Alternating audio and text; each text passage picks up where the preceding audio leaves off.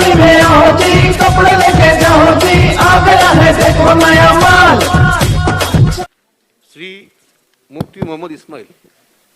MSCB board ने 2 मई 2019 में Malegaon power supply company Calcutta को मालेगांव का बिजली बिल का ठेका दिया।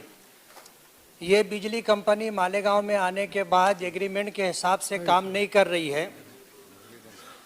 कंपनी के एग्रीमेंट में ये बात थी कि कंपनी इंफ्रास्ट्रक्चर दुरुस्त करने के लिए मेंटेनेंस के नाम पर 20 करोड़ रुपया साल का खर्च करेगी, लेकिन कंपनी ने 2-2.5 साल के अंदर सिर्फ 7 करोड़ रुपया खर्च किया है और कंडक्टर 30-40 साल पुराने हैं।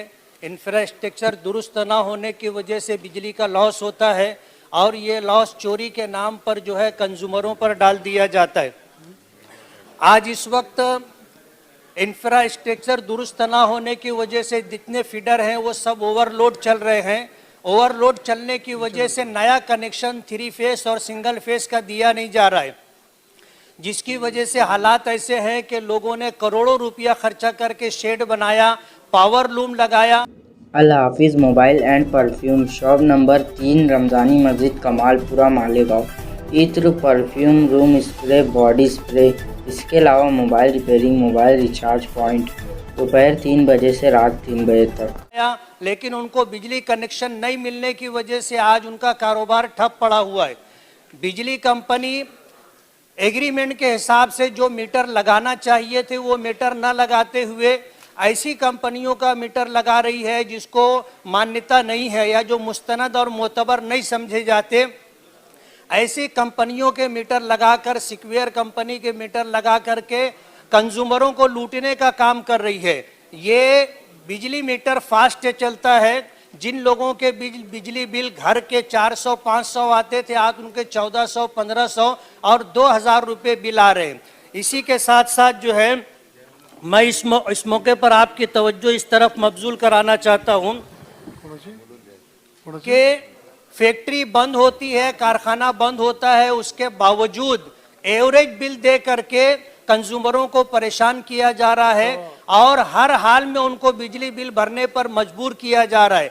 ये ओवर बिल, एवरेज बिल और फॉल्टी बिल कई महीना कोशिश करने के बाद भी दुरुस्त नहीं किया जाता, जिसकी वजह से लोग परेशान हैं और बिजली बिल ना भर सकने की वजह से आज उनके कनेक्शन कट किए जा रहे हैं।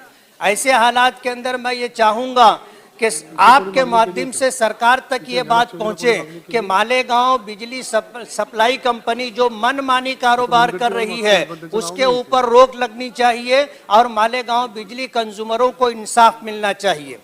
आज मैं एक दूसरे विषय पर यह बात करना चाहता हूं कि मालेगांव पूरे महाराष्ट्र के अंदर टेक्सटाइल सिटी होने की वजह से एक वाहिद कारोबार है सिर्फ टेक्सटाइल का, और इस प्राइवेट बिजली कंपनी की वजह से लोग बहुत परेशान हैं। सरकार जो है एग्रीमेंट के हिसाब से बिजली कंपनी को काम करने, तुम्ही प्रश्न विचारा।